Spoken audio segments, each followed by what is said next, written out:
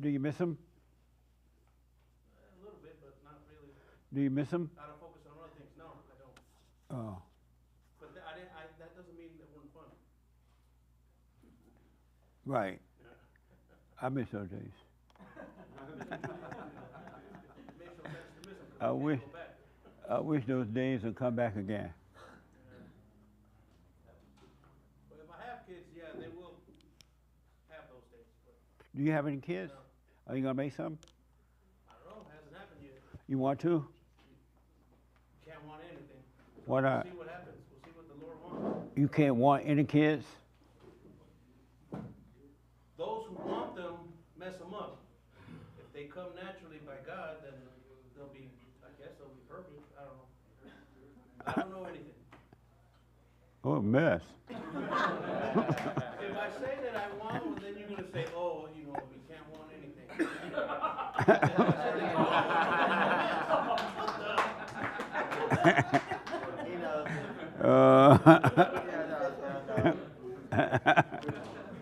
We get quiet on set about to start here in 30 seconds. All right. Thank you, Nick.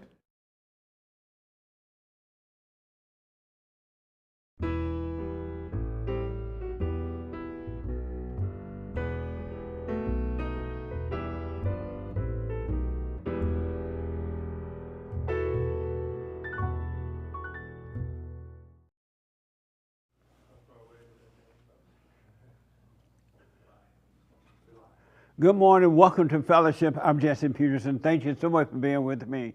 Happy Easter to everybody out there. Have fun, reflect, don't eat too many eggs. Happy Easter, everybody. Anybody here still celebrate Easter? Just 3, 4, 5 people. 6. Amazing. Yeah, me too. Any first timers? Oh, nice. What's your name and how'd you hear about it? Nathan Trevor. Oh, hold on, Nathan. I'm sorry. Take the mic there. Hey, Nathan Trevor, and I watch all your content on YouTube. I'm Where you addicted. from? I'm binging. From Massachusetts, but now I'm a Californian. Oh, right on. Welcome. Thank you. Appreciate Amazing. And your name and where you from? My name is Rebecca L. Norrington. I'm from Roseburg, Oregon. Nice. Welcome, Rebecca. Thank you. And here? Hi, everyone. My name is Clara Yuzi. We're from New York. New York. Welcome. Amazing. Yeah, Chuma and from New York. I've seen your YouTube content. Thank you. Amazing. Anybody else? First time? Okay. Any questions? Yes, Raymond. Thank God. One live one in the audience. Yes, Raymond. You've heard that that accident in Baltimore involving the Francis Scott Key Bridge. I was wondering, does anyone in this church even remember who Francis Scott Key was? No, and nobody cares. You don't know who the author of the Star Spangled Banner? No, and nobody cares. At least not today. Fine. No, I do care. Nice bridge. She built the bridge. It was named after him. Oh, okay. Thank you, Raymond. Oh, it was a him, not a her. Yes, it was a him. Well, why his name is Francis? That's just how they named them during the 17th, 18th century. Where is he now? Okay, he passed away a long time ago. He did. So, James, should I finish up last Sunday first? Sure. Oh, okay. Last Sunday, I mentioned that I used to give a lot of talks to conservatives, Christians, and at different rallies and things like that. And I noticed that, and patriots, and some of the other events as well. But I noticed that with the conservative Christians and patriot people, there were not many young people at their event. And I used to ask, why don't you have young people here? They should be learning about this. And no one really ever said what it was. But then when there were some young people there, I would ask them, why don't you attend events?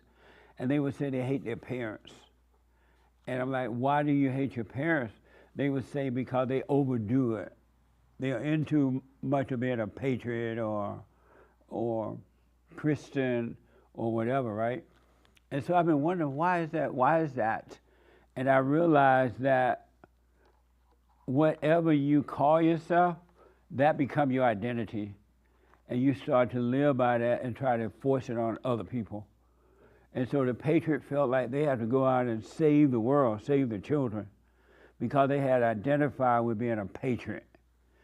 And a Christian feel like they have to go out and preach to everybody, because God says, spread the word, go before the world and spread the gospel.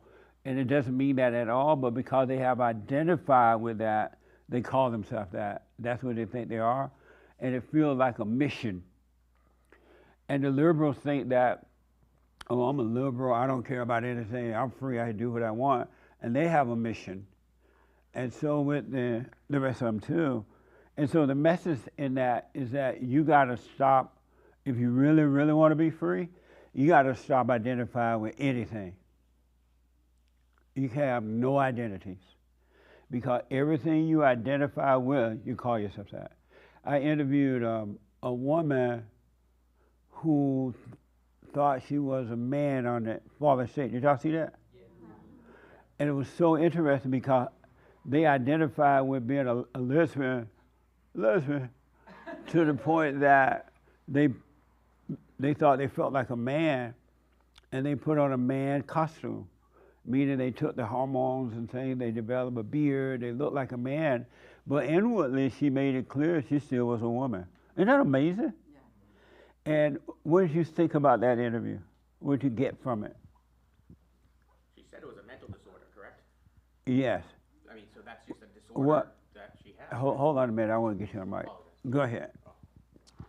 I thought it was quite interesting. One thing that came to mind when I watched it is how I remember being, in the traditional Christian church for a little stint. Right. And I feel like Christians separate that type of so-called sin from everything else.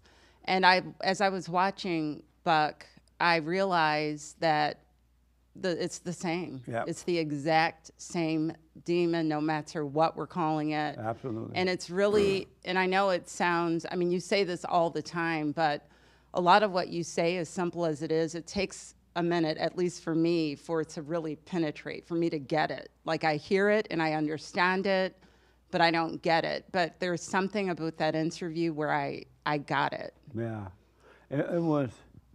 It's all the same. Evil is evil is evil. It doesn't matter what name it cover up itself with. It's evil. But Satan tends to put different titles on itself, what people do, human beings do, because they don't understand what's going on. But you're right, it's the same. Evil is evil. And evil hate us. And evil want to kill us. And it cover up by giving itself certain names. So stop calling yourself any name. In order to die, you must stop calling yourself anything, or you're not going to die from death. That dark life. Amazing, huh? Did you see it? You watched it? I did. What did you think about it? Oh, hold on. Wait for the mic. Yes, sir. Yeah, I thought it was amazing, and I thought that Buck carried herself very well, and, with her condition, seemed to sort of have an understanding that, yes, I have this problem, I can overcome it. Yeah. I don't know that I would agree with you that if she does all the forgiveness, she could ever overcome what has happened to her. She can, absolutely. She can? It seems so difficult. 100% be free from it all. Are there examples of people in that condition that then come back and become perfectly correct? Yes. I have not seen them. Yeah. I interviewed a hermaphrodite. You know what that is? Yeah, both organs. Yeah. And their mother had raised them that they were a female, but they didn't feel like a female, right? They knew as a kid they were not a female. They were a male, but the mother dressed them up as a woman because he had both body parts. And all his life he fought to be a man, but he just wasn't treated that way, so he tried to accept it. And now he's in his 30s or 40s. And once he heard about forgiveness, go and forgive and watch those thoughts and stop identifying with them, now he's free from that. Totally free. It's as though it never happened. Amazing. And so for Buck, that can happen too for anyone because it's just an illusion, imagination. It's not even real. And so he may have to do something to bring the body part back. You know, you raise the man image, but he can definitely get back. Thank you. Yeah. And you say you saw it as well. Did you get anything from it that you had not realized before? Yeah, I mean, I agree with what they both just said, but I think overall, I think there's just a lot of people like that maybe that he was just very open. He was very willing to sit and, you know, agree or disagree or just consider certain things that you were saying. And I think there's just a lot of people like that are, when they hear the truth, they're actually willing to consider it. You know, I think there's, that was my biggest takeaway without getting too long. I've never interviewed a woman that went to man thing. It's always been men going to the woman thing. It was interesting to interview a woman to man. And most people, the radicals don't want to hear that. They don't want, because they totally have accepted their hell, they don't want you to know that there's a way to overcome.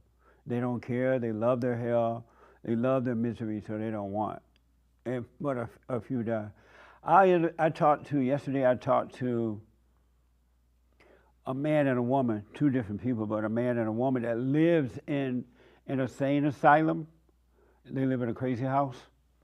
Anybody ever been to a insane asylum before I talk about you? You lived, you were a patient there once? Oh, let me talk to a crazy man. So you were put into a insane asylum. Yes, sir. And why? Because I was tired of dealing with almost the world. Like I could see things that wasn't right, and I had to go reset. And you started tripping out the reason they put you in there? No, I just wanted to go in there and see what it was like. So you put your own self in a insane asylum? Yeah. And what did you realize from it? From being there? One, I realized that I didn't need to be there, but I realized that some people can't help themselves, and some people talk out their thoughts and they're at peace living in their own unconsciousness. I see what you talk about in the insane asylum, and I see that a lot out here in the world. Do you see it in yourself? I can't say so much because I can actually see my thoughts.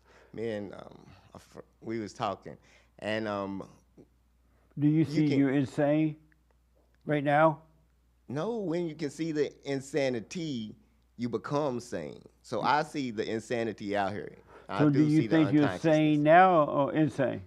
I think I'm sane now. You do? Yes, I really do. I have a surprise for you. And I'm one of those that done came back to the Father and got perfect peace. So oh, yeah? I don't even identify as not angry anymore, or angry, or any of those. Not all the identities. I agree with you. Need to be away. Just be whelmed. Don't be underwhelmed. Don't be overwhelmed. Just watch and see. Just be whelmed, huh? Yeah. Okay. Thank you, buddy. Not a problem. And then I want to get to this. Let me finish this. So I talked to them yesterday, and they were totally insane. Totally insane. The guy was saying that he was Job, he was Abraham, he was the descendant of somebody from way back when. And I'm like, no, that's not true. You're crazy right now. That's not true. And I couldn't get him to see that he was insane. He was like, I could heal people. I could heal dogs and cats. He was like, I've been out healing. So I thought of Hassan, maybe we can bring his dog to him. I'm like, you can't heal nobody. You crazy. They're like, no, I'm not crazy. Yes, you are. You just don't know you're crazy. They're like, I'm not crazy. I'm like, yes, you are. You are not Job. You're not Abraham. You're not descendants from them. But they were convinced that they were. Absolutely convinced that they were. And the woman would complain about her mother She's like, my mother's insane. My mother drove me insane. And now I'm saying that my mother crazy. I'm like, no, you crazy too. And she was talking about the bank and how the bank taking her money, and I'm like, you don't have any money. You're in an insane asylum. It was crazy. It was so much fun in that. They were convinced that they were not insane. And I realized that's every human being on this side of heaven. Everybody in this room is insane, don't know it. And I got proof. Who here think they're not insane? Don't be scared to raise your hand now. You're not insane. Okay, the young man in the hat. I saw your hand first. You're not insane? No. And why do you say no? Because I'm not like these people out on the street, I guess. Right. And meaning what? Like hitting people or breaking cars and shit. And excuse my French, but that's insane right there. Yeah. You just cursed in church.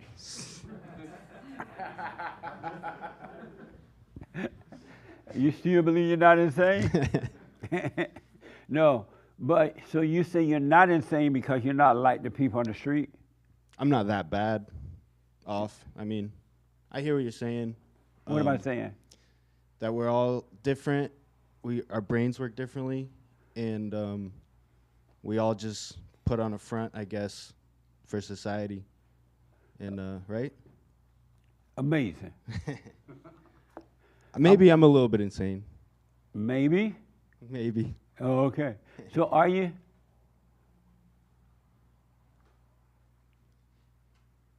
Yes. And why you say yes? Because, I mean, I've had my moments, and yeah, sometimes I do feel a little insane. Yeah. Yeah, but I try not to show it all the time. And why not? Because, you know, there's certain standards of society that you have to uphold to, and you can't just be running around naked and stuff, basically. You can't run around naked? And you want to run around naked? No. Oh. I mean, some people do. Yeah, I know. Right. Yeah, insane. Okay. This young lady want to respond. Are you insane? No. I'm sorry? I said no. And why do you say no?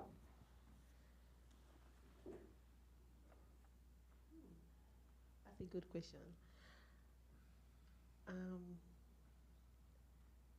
Anyway, I think everyone has some level of insanity in them. How about you?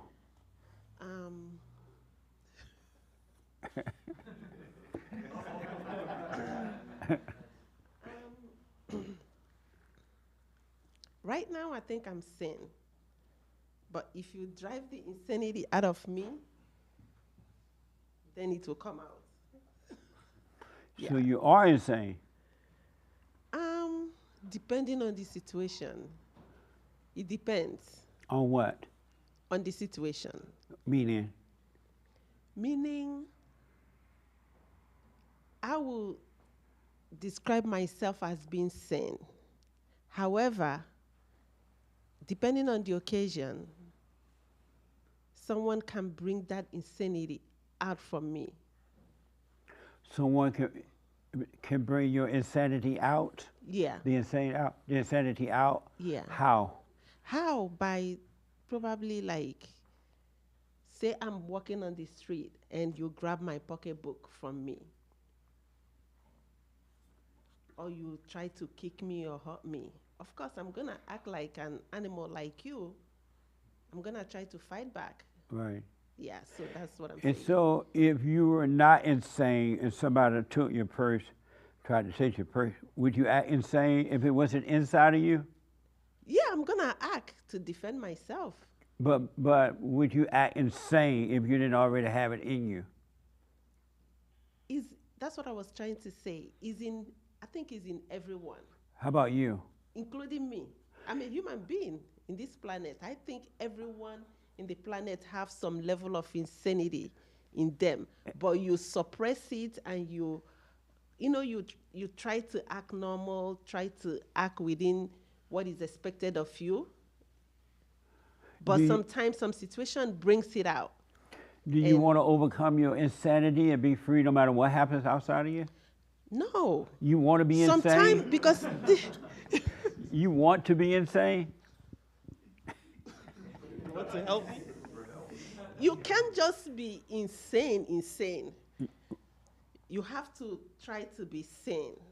Speak But if into the mic for somebody me. bring out the insanity, Hold it, yeah. yeah. If somebody tries to bring the insanity out of you, you have the right to defend yourself.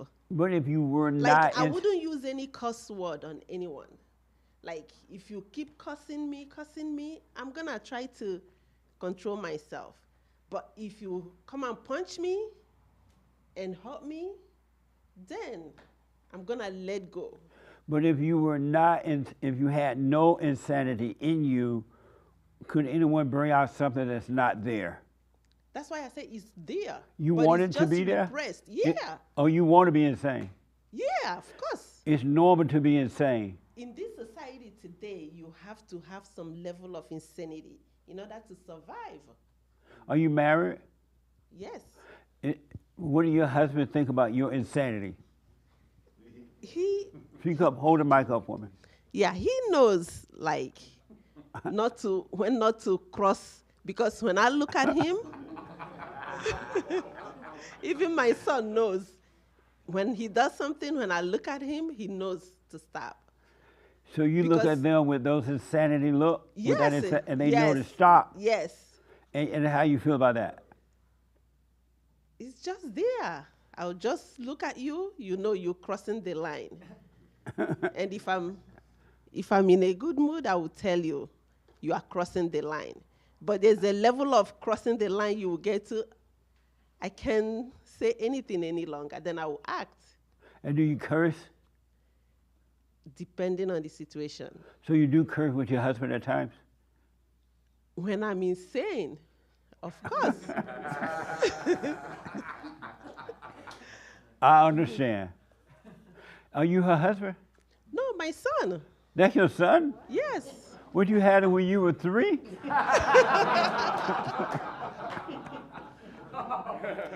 That's your son? Yes. How old were you when he was born?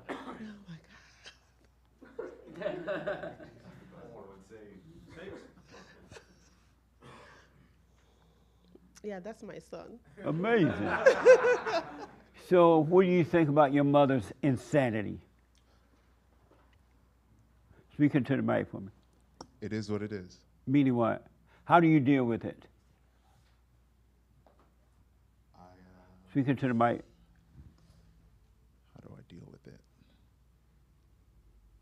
It is what it is. I don't have a... Do you wish she wasn't insane? Do I wish she wasn't insane? I know who she is, and she is who she is. I don't necessarily wish her to change. Yeah. So you just say, my mother's insane, I accept it? I say my mother is my mother, and I accept her for who she is. Was it hard to deal with as a kid? Was it hard to deal with as a kid? Maybe to some extent, but actually I wouldn't say it was so difficult to deal with, because my dad was there, and so. Oh, he protected you from her? I suppose so, yeah. Oh, nice. Amazing. Yeah. Well, you don't live with her anymore, right? No. Oh, good. You're out of that hell. So let's do this. Anybody do the assignment this week? 1, 2, 3, 4. That's in your hand? 5. Okay. You had your hand first, right? I'll come back to you. What was the assignment? Letting the morals go. Drop all your morals and values. Yes. Did you drop them? Yes. You dropped all your moral values? And what was it like when you dropped them? Well, I realized I didn't have any. Oh, you thought you had some? Mm-hmm. Oh.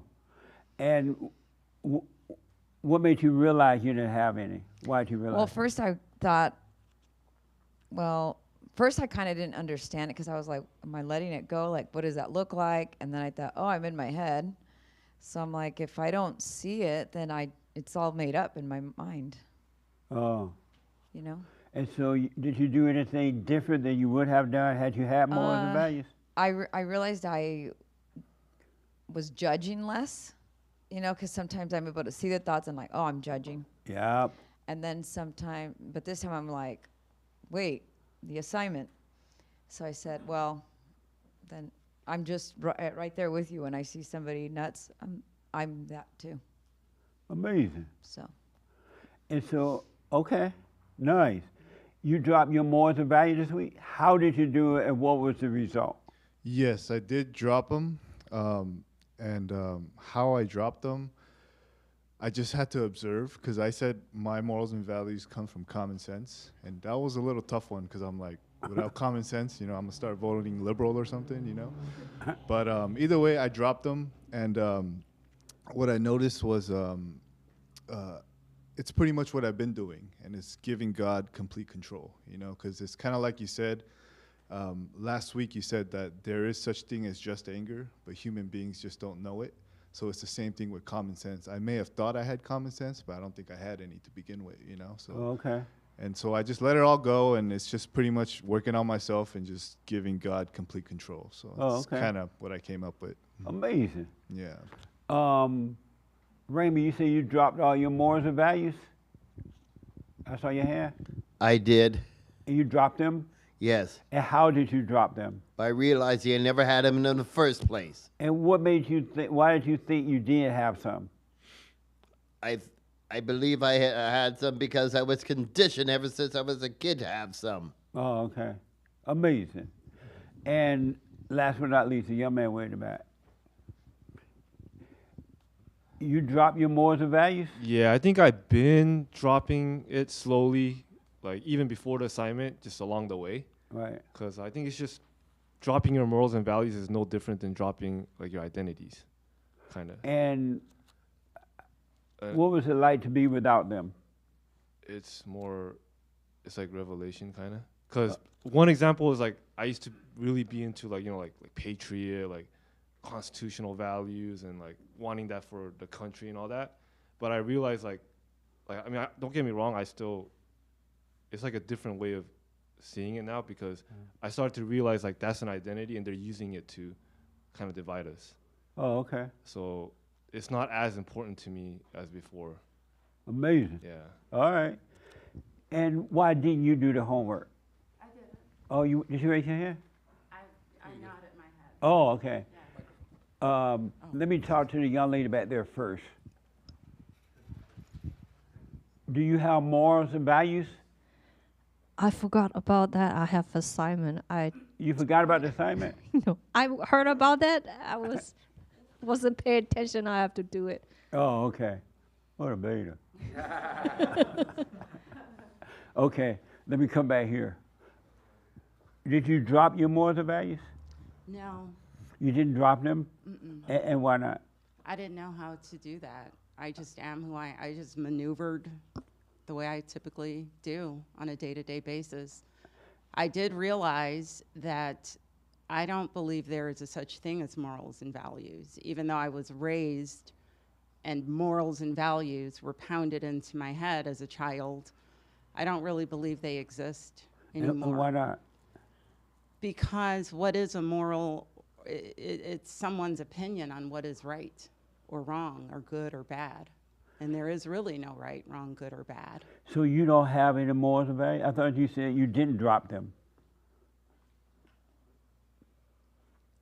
Well, I did the homework in that I realized that there was nothing to drop. I didn't. Oh, How do you drop? It's impossible to drop your morals and values. And why is that? For me, it was impossible for me because they don't exist. There's no.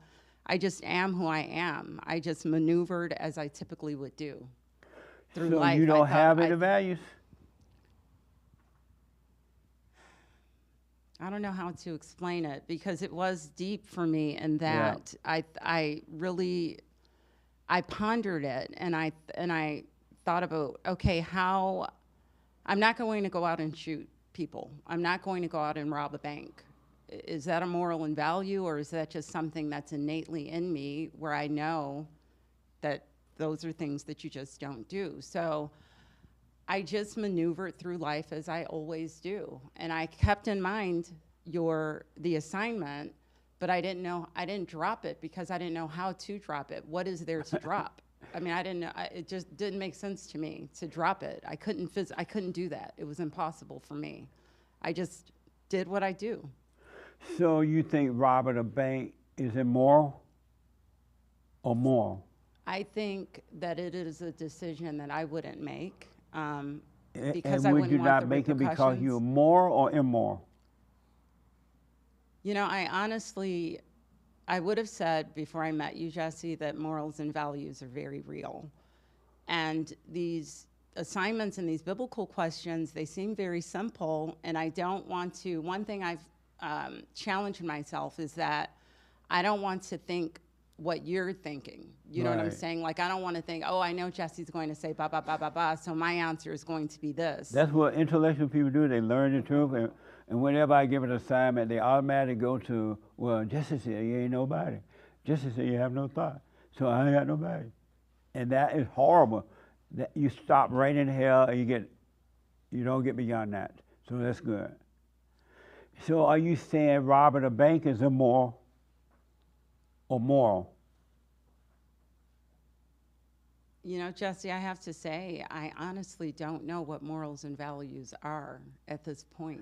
But why did you say, well, I wouldn't go out and rob a bank? Because I think that is because I would not want to deal with the repercussions of robbing the bank. I would Right. not do well in prison, so. You know what I'm saying? So Like, that's I why don't if want you to deal didn't with have to go to prison, would you rob the bank? No, Why not? because I believe in earning. Who? I believe in earning my money. It takes work to rob a bank. No, I You're don't think- earning that robbery. Yeah. I think people who get away with it are very genius. They're smart. So you don't think robbing a bank is either moral or immoral, or do you think? What do you think about that?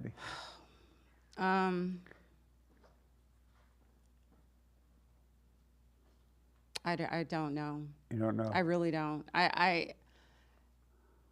You know, I don't want to say what I think that because I don't believe there are morals and values now that I've done this assignment. Right. I really don't. And I feel like I am saying what I think that you would say, but I honestly thought about this for the whole week. And I kept going back to it and kept going back to how do you drop your morals and values? What are they and how would you do? Even if I had morals and values, how would I drop them? Like, it doesn't even seem possible to do that. To for drop me. them? Right. It did because I just am who I am. Like, there's certain who things are I'm you? just not going to do. And who are you? Well, I'm still discovering that part, but I guess morals and values are sort of like integrity to me. So I do consider myself to be someone with integrity. And what I mean by that is I show up on time. I leave when I'm supposed to.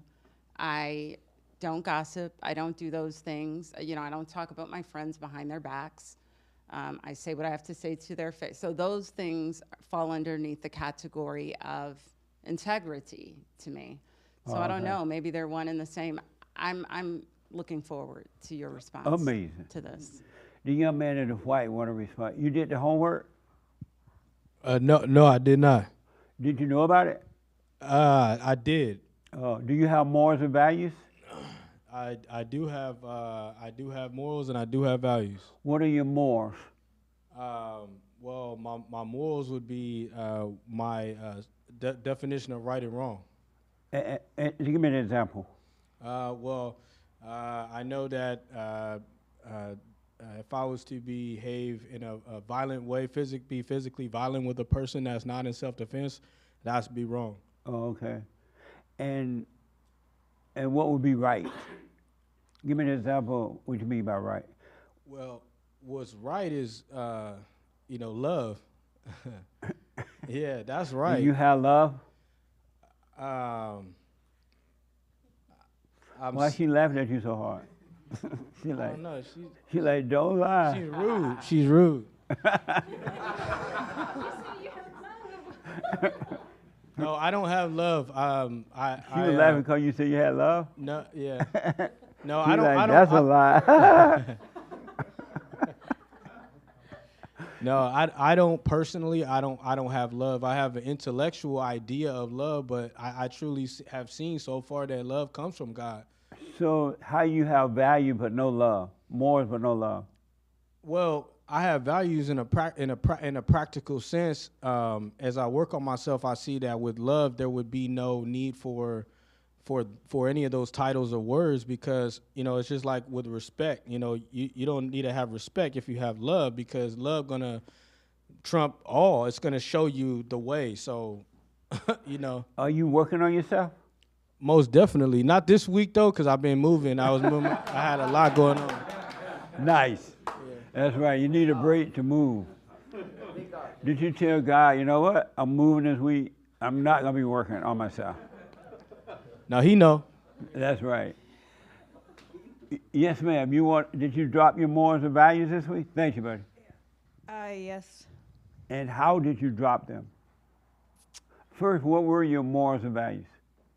Well, last week I said that I don't have any. I can see that I don't have morals and values, that it's just it's an idea.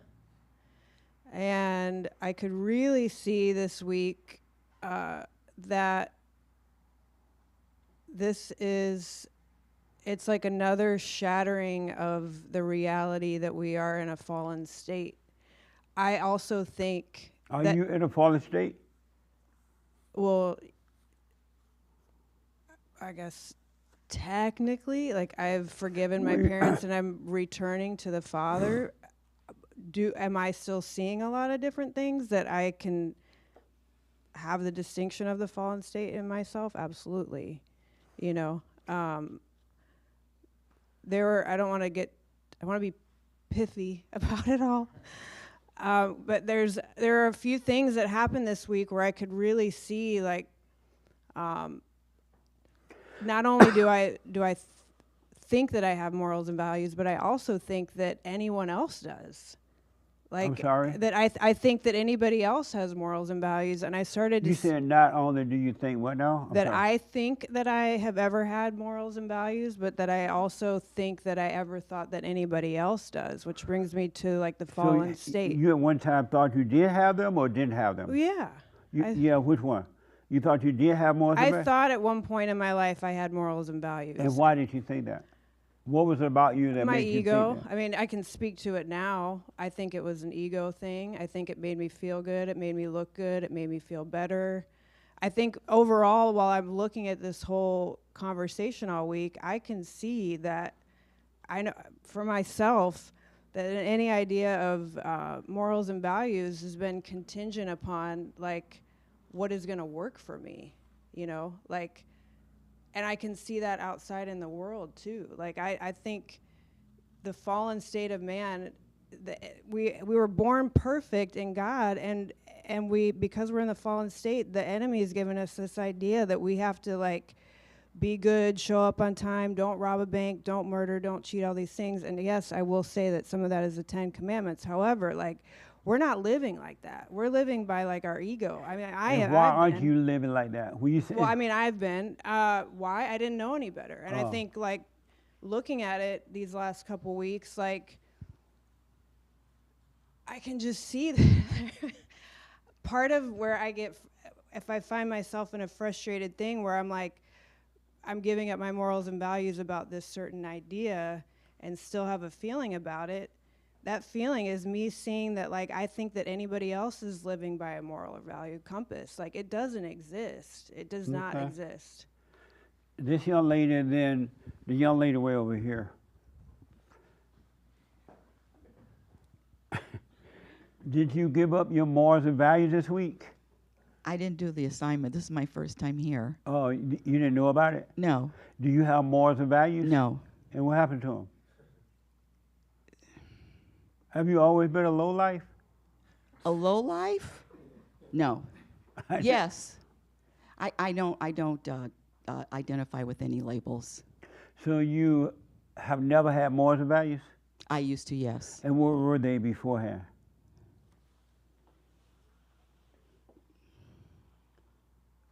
No murdering. No murdering? Yeah. That's the only one? That's the. Yeah, but I've stolen. Oh, yes. you have? Yes. Oh. Yes. Hasn't everyone? Come No, on. you're the only one in this room. No, I'm the only one. Yeah, yeah. And so your morals and values were not to steal, not to murder a person. But when Unless it you was stole, self-defense. did you think that was a value, a good one? Back in the day, yes. Oh, okay. And so now you have none. None. How did you let them go?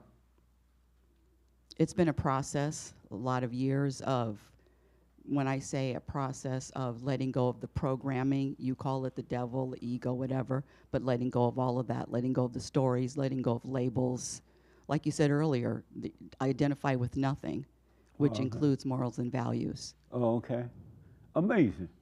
This young lady died to tell me how she let hers go. Do you have morals and values? Well, I'm sitting here because I didn't watch or participate last week, so I didn't know about the homework. But I'm sitting here thinking about if I do or don't. If you had asked me yesterday, do I have morals and values, I would have said, I guess so. I mean, I don't have a set of rules that I live by. I just try to be kind and give love, and I try not to hurt people. Is that my morals and values? I guess you could say that. Do I want to let that go? I guess like what she was saying over here is I live my life to what I feel is right, to where I'm not hurting people. So I don't want to let that go and just run rampant on the world. So is that morals and values, or is that just living by God? I don't know. You say you just live and you try to give love? Yeah. How do you give love? I'm kind, I'm patient, I don't judge. I think that's one thing I do pride myself in, is I don't judge. Like, that's one thing I can say for certain. I sit here and I don't, when someone tells me the worst of the worst or the best of the best, I don't judge and say, wow, that makes them a good person or that makes them a bad person. I think it's all situational. And how do you avoid judging? I mean, I just understand that everyone's in a different place in their life. Sometimes they're up, sometimes they're down. And that's all circumstantial, and there's only so much that a person can control in their life. And because of that, like you can't think too hard or put too much pressure on a person because of that. Do you judge yourself? I think I'm hard on myself, yeah. Do you judge yourself? I guess so. Do you judge yourself? Yeah. I thought you had morals and values. You don't judge. If you don't judge, with morals and values, how you judge yourself? I guess I judge myself when it comes to I'm really hard on myself with my internal monologue. I don't know if I try to be patient and kind with myself, but I don't know. It's hard. I'm sorry? It's hard. Maybe I take all of the non-judgment of the world and I put it on myself. Oh, I see. And so you say you try to be patient with yourself? Be non-judgmental toward yourself? I try. And why don't you succeed at it? A lack of patience, maybe. A lack of patience? Yeah. So who is the person that's trying to be patient with the other person?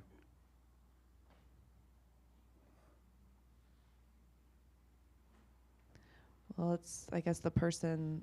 Speak up for me. The person that I want to be, or my higher self, God, talking to me. I don't. What? I don't know. I don't know how to answer that question. Because you said there is a person trying to be patient with the. Yeah, with- like with you. I'll say something mean to myself, like, oh, you shouldn't have done that, or like, that was stupid. Why would you do that? And then then say, be patient, be kind. So I don't know like who that higher person or the person with the kindness is coming from. Is it God? Is it my higher self? I don't know. I don't know how to answer your question. So you is impatient with you, with this other person? Am I right? So there are two of you in there? Is that the insanity in me?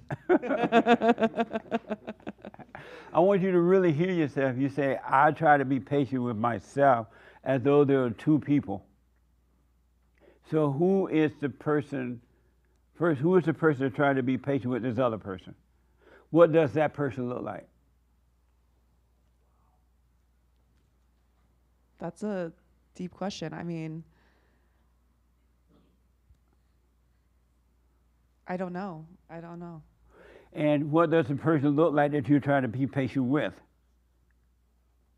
The person I'm trying to be patient with is, I feel like the person that I maybe present myself as or who I am to the world. And then there's the me that's like,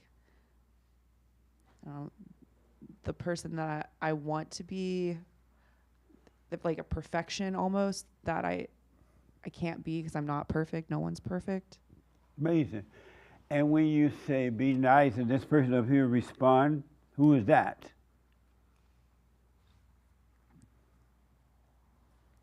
I mean, what's coming to mind is like my morals, but then this is like bringing us back to the beginning of the conversation. Like, is it my morals that are talking, or is it who I think I should be that's talking? I don't know. That's amazing. That's interesting, huh? It is. Who are you? So that's a deep question. I don't know. You don't know? I love God. I'm trying to be. I just want to be in God. Like, I don't want to be anything, you know. I just want to love, and yeah. Do you love you? I do. Which one of you love you?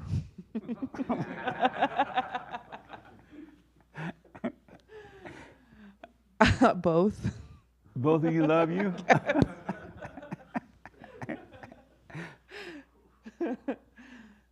But if both of you love you, why is one of you impatient with the other you? I don't know. Amazing. Yeah, amazing. Hake want to respond to that. He want to try to help you overcome that. Then I'll put my 2 cents in.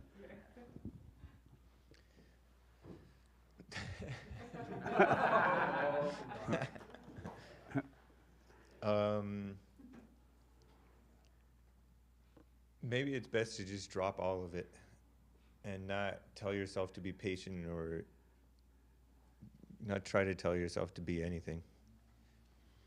That's the best I can do. Was that helpful? Yeah. Oh, it was. And how would you drop both of you? He didn't tell you how to drop both of No, them. he doesn't. I mean, but I get where he's coming from. Like, just let go. Just let go? Yeah. Let go of what? That inner monologue where I'm judging myself. Did you know that that's the devil that's judging? The devil is not you at all. This person you're talking to up here is hell, is evil. It's my hell. But you're calling evil you. Why you call the devil you? Well, I guess I didn't really think about it as the devil until just now, so I have to unpack that. Yeah. Are you working on your life? Yeah. Is this your first time here? No, I've been here a couple times. Okay. And you are working on yourself? Yeah. And how are you working on yourself? Well, I've forgiven my mother. How did that go? It was okay. I mean, she kind of had a response where she said she forgave me too. So. Did you tell her, yeah, you forgive me, I forgive you? I didn't. But I went through that. I been doing the silent prayer. I try to read the Bible. I try to understand that people live in their own hells, and like there's only so much that I can do, because I think part of me wants to help people to an extent that I overextend my own self. Yeah. And that's like one of the biggest takeaways I've had since watching you, is that understanding that people do live in their own hell, and there's only so much that you can do for each person. There's And nothing you can do for them. Right. Zero. Yeah. And as soon as you realize that, you'll be free from it. Yeah. You can't help anybody. Yeah. So I think that's, understanding that, and just taking it day by day. Right. Okay. Yeah. Amazing. Let me do this because I want to get into the Easter thing. Let me ask Joel, did he drop his moral value? And then here, I want to ask the bunny rabbit. Yeah, I dropped morals and values. What? I did drop my morals and values. And what were your morals and values? Just identity of right and wrong. And what I learned from that is that there is no right and wrong in the sense of the only reason why I was trying to live a certain life was because I felt like wrong was wrong in God's eyes, or good is like good in God's eyes. But you can't fully overcome until you drop the morals and values. You can't really see or learn, because nothing's unlawful, but not everything is beneficial, but there's nothing that's unlawful. So when I understood that, it frees you up to know that sometimes when you do certain things, it doesn't mean it's evil. It still can be of love, but it's not unlawful, if that makes sense. So I did drop the morals and values. Repeat the unlawful thing. I'm sorry. Like nothing is unlawful, but not everything is beneficial. And the reason why we get caught up on the right and wrong thing is because we have this false judgment of what right and wrong is. And we think if we do it, then we're a bad person, or if we don't do it, we're a good person. But that's just keeping us from learning what we're dealing with. When you were trying to keep your morals and values, you had them at one time, right? Oh, for sure. Was it difficult to keep them? Not that it was difficult to keep them, but it was more so bringing problems because I was judging myself based off of it, or like believing the judgment about it. Right. That I'm good or I'm bad, but I wasn't allowing it to come out of me so I can truly see like what it looks like. So I would like suppress it because, oh, that's bad, and not let it show its face. Oh, And I feel like that's the problem. And now you don't do that? No, I realized, now I'm working on it. Now I see that it's wrong to have any type of judgment about anything. Just let it happen, and nothing's that big of a deal. Oh, okay. Amazing. Yes, Nick. The anchor baby. Did you drop your morals and values? I tried so hard. You tried to, but you couldn't? I did. And well, thank you for the question, by the way. I'm like an intellectual, right? And I was probably even thinking to myself, I pray now. I'm not that intellectual, but I really am. I was stuck for a while, like, how do I do this, first of all? And then it finally hit me. Oh, drop your more. Stop looking at them as good and bad, is what I realized. And so then I tried doing that, and that was actually pretty difficult. I couldn't do that. Like I'd remember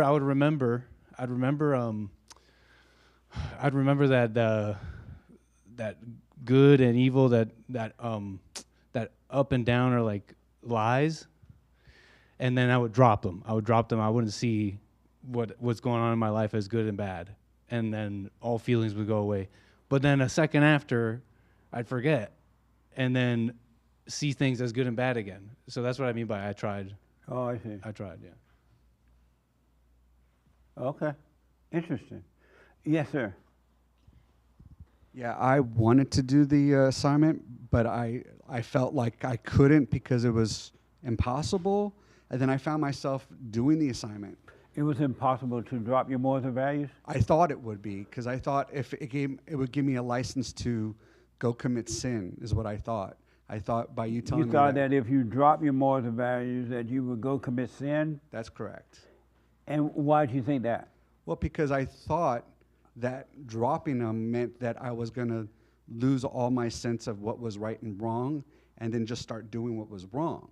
So when you said that, that's what I assumed, and I said, oh, I'm not going to do that because that's not right. But then what happened was Were you doing right before that? I thought so. I thought I was Were doing you? right. No, because, okay, this is what happened. I got angry at a homeless guy who was blocking the entrance to 7-Eleven because he wanted money. And I thought right away, I was like, oh, wait, I could drop this moral and value. This is something I could drop. So I immediately dropped it. And the moment it happened, I wanted to give him money. And I was like, wait, that's not the opposite. That's the opposite of dropping when you morals and dropped values. your morals, you wanted to give him money? Yeah. But prior to when you had the morals, you didn't want to give him money? Correct. And Well, so my what happened? values. And so what happened? So I realized exactly right then and there that dropping morals and values didn't mean doing the opposite of what my morals and values were, not to just go out and just commit sin and do things. It just meant to stop the judgment of how I saw the situation I was in, and to stop placing myself as God, playing God in the situation. And Because did you that's what it stop doing was. that? I stopped, yeah, immediately when I saw that was happening. I said, okay, that's how I could drop these morals and values, and that's what I did. And how did you stop? Well, I immediately stopped judging. Like, I noticed myself just observing and not judging as much anymore and getting upset. Like, there was no anger involved in, like, there was a little bit of anger when the person blocked me, and that's where I was like, oh, that's because of my own value that I saw in myself. Amazing. Yeah. Okay. I see so many hands. I want to get into Easter. Let me do this. The young man in the black jacket, what do you think about what you've heard so far? Has it been helpful or non-helpful?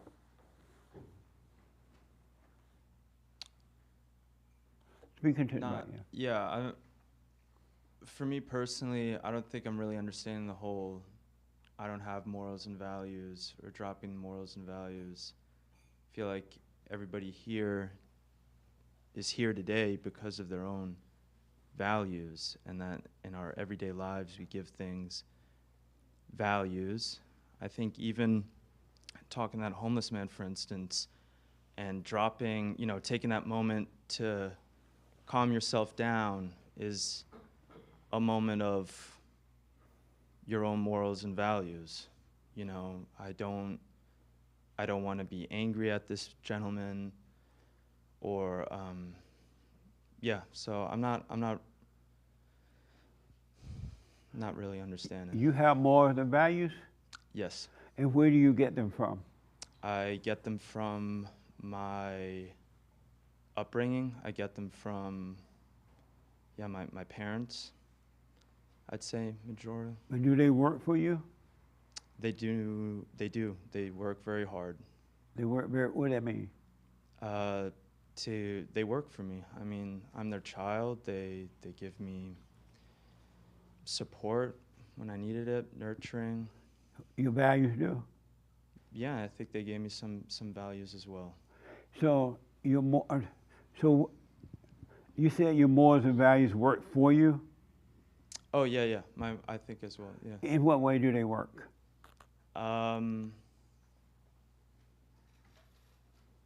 They help me be a better person, I think, in a lot of ways. How are you better? What was that? How are you better? I have these moments, maybe sometimes of, we were talking about insanity a little bit earlier. I feel anger sometimes, different emotions. I think my values help me keep more level-headed. They also give me direction in life and what I'm looking for and how I want to achieve it, and amazing. Things like What that. if you have morals and values, why don't they prevent you from ever getting angry? No, I get angry. That's I not know, what but I'm why saying. don't your values stop you? Put the mic up to your mouth. Because I'm human and You're I deal human? with emotions. Is that normal? Yeah, I think everybody deals with emotions, and I think our How about morals and you? Is it values. normal for you to be emotional? Is it normal for me to be emotional? Yeah. So when you're angry, that's a normal emotion? Yeah. It is? You like being angry? That's not what I'm saying. I don't like being angry. I feel like my morals and values help me get away from those unpleasant feelings that we sometimes feel. When you say we, is there someone attached to you or something? All right, I. Oh, okay. Yeah. So when you're angry, is that a normal emotion or abnormal? Abnormal. And so why don't your values stop you from having an abnormal emotion? Just don't feel like that's how it works. I think my values help me after I feel, to be able to control myself and not do something that I might regret later on or hurt somebody else or be unpleasant. Oh, okay. So you say that you got your morals and values from your upbringing, from, I guess, around you, right? Mhm. Who taught you to be angry? That's just, I think that just comes with the deal of being human. I don't know. Yeah. I'm sorry? I think that just, that's just, you're born with that being able to be angry. Oh, I see. Or sad or happy. And do you want to be that way or you want to overcome it? I think nobody wants to be angry or How about sad. you? Do you want to be that way or do you want to overcome it? I'd like to overcome it, yeah. If it's normal, why did you want to overcome it?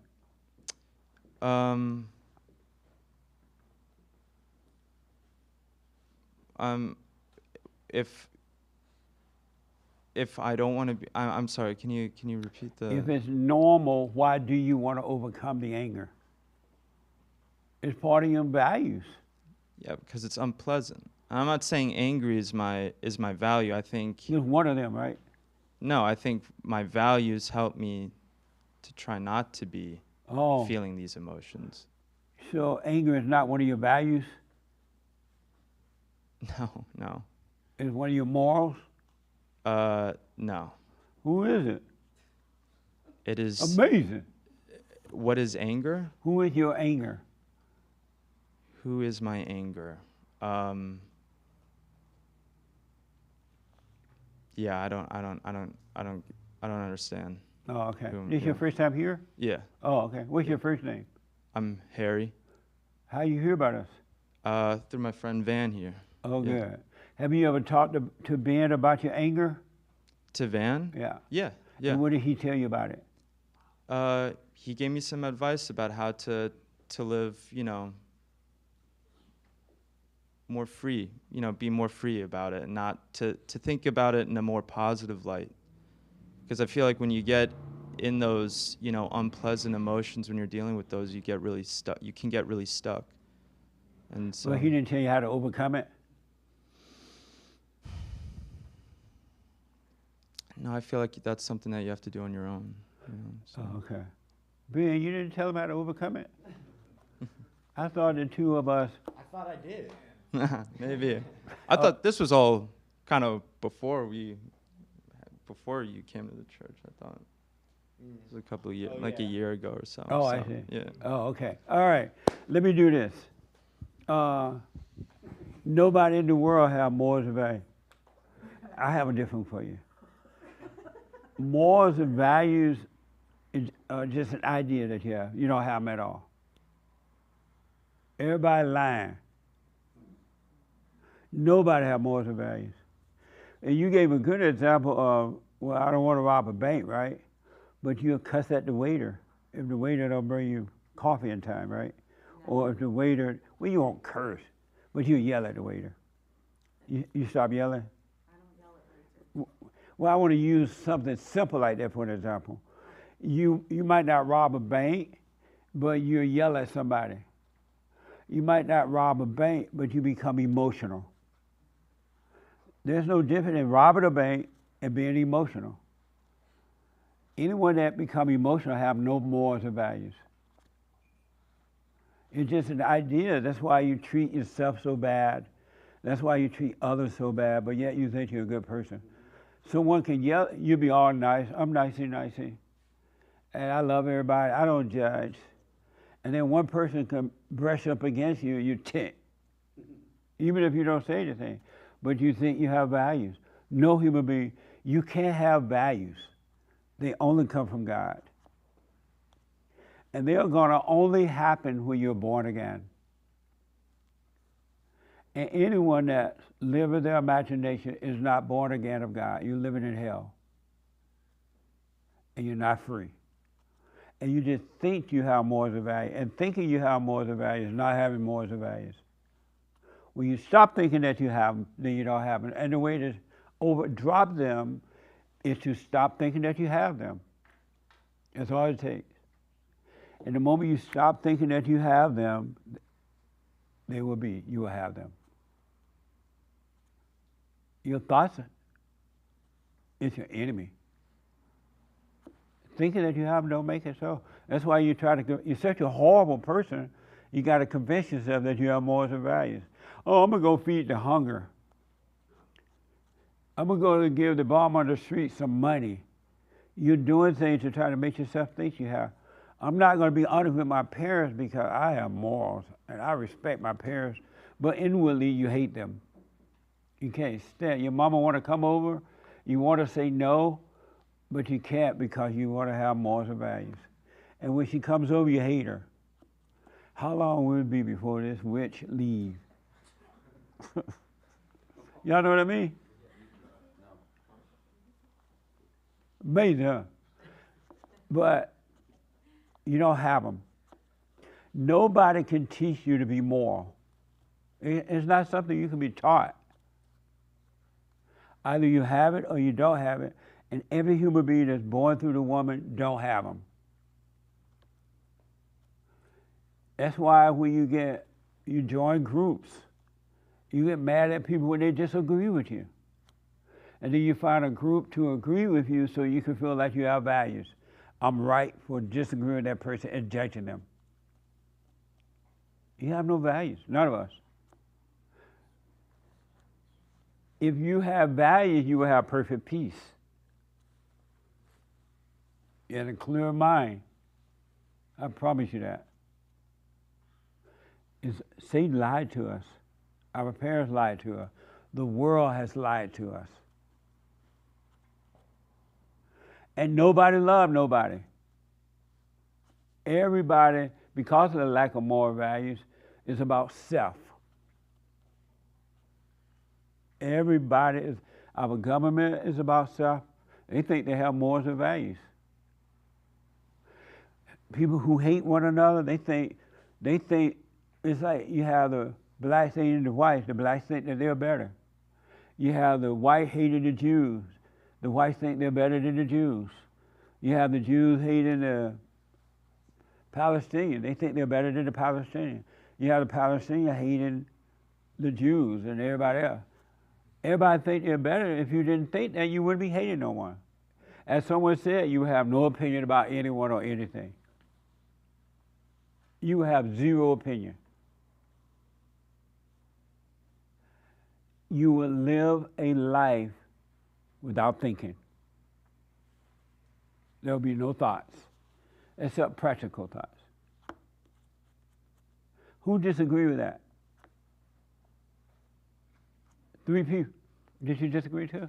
All right, I want to do some quick disagreements. Then I want to get to Easter. We want to end it on Easter. And why do you disagree? I disagree. Hold on a minute. I disagree because I think morals and values are unavoidable. What? So I think morals and values are unavoidable. What do you mean by that? So unavoidable. Unavoidable? Unavoidable. What do you mean? So like the commandments, are those not morals and values? I think it's absolute BS. What is? To say that you can lack morals and values, that's not even possible. Why do you think that? And for the response of, well, why do you do bad things? Well, because you get overtaken by thoughts and by Why do demons you and spirits. think That's that why you you can still have what morals do you and mean values. by morals and value, but unavoidable? I don't understand that. It's unavoidable to not have them. I'm saying How you is have that? to have morals and values. You can't be. You're not a blank slate. What do you mean? Because you're human. You're not a blank slate. It's impossible. How is that impossible? It's impossible to walk around with no morals or values. You have morals and values? Of course. What are your morals? You know, mostly the same as the commandments. What My are your morals are the morals? same as Eagle Scout, to be What are your trustworthy, morals? loyal, I don't know helpful, about no Eagle Scout. We friendly, didn't have courteous, that. kind, obedient, cheerful, thrifty, brave, clean, What? reverent, and the commandments. Slow down for a minute. Slow down. What are your morals and values? To not kill, to not covet thy neighbor's wife, to not do things, and then to also do things, to do good for people, to help people. You can't do good for people. Obviously, I would say, like, if I'm walking in the street and an old lady falls in the street, and obviously she needs help getting up, my moral and value is gonna say I'm gonna help her get up. Did I'm that I'm happen? not gonna walk by moralless. Did that happen? It has, yeah.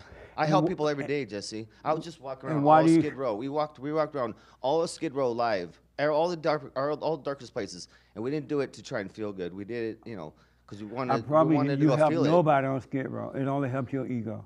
No, Because we you didn't go felt there with like you ego. were doing didn't. good. I didn't go there with ego. I went there to meet people and have fun and to be without judgment. Right. But I to still have meet morals and people values. to have fun is all about you. No. I went there to meet people and have fun. Who was that Yeah. about? Me and other people. No, I went because there. me and other Stay people with me, had stay with fun. me. I wasn't the only one. I Me can't and- stay on this too me long. and other people I had went fun. I went to meet people and have fun. Yeah, which I did. So it was all about you. It wasn't about No, them. not That's all about not me. more. It was me and friends, and it was the people on the street. We all had fun. Okay. We Let hung me out go for to this hours. first because of Okay. time. But yeah, Let me morals go and to this values, first you because have of to have 'em. time. Blah, blah, blah. Yes, sir. Yes, as the You disagree? Well, yeah, you said we can't have morals or Right. values, right? As the gentleman here said, the Ten Commandments. I wanted to ask you, You keep aren't the Ten Commandments? Aren't well, first, aren't the Ten Commandments the morals and values that God commanded to us? Do you keep those? I don't think anybody has. I don't. Do no. you keep those? No, And most why of them. not? Most of them. Why don't you keep all of them? I mean, fallen state. What? Then the fallen state. So you have no morals and values then? Yeah, I don't. And then you said okay. that no one has love, right? Right. What? Speaking of Easter, Jesus in the Last Supper. Wait, we're going to get back gave to a- that. Yeah. But do you have love? Yes. You have love? Yes. Where did you get that from if you're in a fallen state? Well, you overcome the fallen state. But you can't keep the commandments? I mean, now I can. Do you keep all the commandments? Yeah, most of them. Yeah. You just said you didn't. Well, yeah. I mean, I guess that's the devil in the mind, right? Yeah. But So I'm not, because of time, are yeah. you keeping them or you're not? I can't remember them. I gotta look them up. I know the first Give me four. a quick four yes and no. Are you keeping them or not? No. Yes. I thought you. Yes, sir. You disagree? Yeah, just in the sense that I feel like I have free will. I have thoughts that I act on and things like that. So that's the only thing I really don't. You have free will? Yeah. And where'd you get the free will from? I think everybody's born. with No, the- how about you? Where'd you get the free will from? I like God. I think God gave me free will. I'm sorry? I think God gave me free will. So why don't you will yourself to never get angry again? I just don't think it's that simple. But you have a free will. Why isn't it simple? 'Cause Just say to he yourself, you know also- what? I'm in charge here. He still I'm created us. never getting angry again. Yeah, I think that's what that's what I'm going for. Well, why not will yourself to do it right now? Because I'm not that strong. But what's the purpose of having a free will then? To build up that strength, to learn, to live. Oh, to- okay. yeah. Interesting. All right. That's just my opinion. No, I appreciate it. This is a fellowship. It's not a contest. Right on. So let me do this because of Easter. We want to end this on Easter. What does Easter mean to you, Easter Bunny?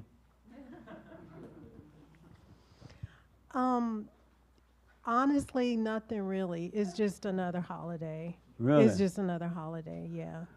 I know what it's supposed to mean, but What is it supposed to mean? the resurrection of Jesus, as far as I know.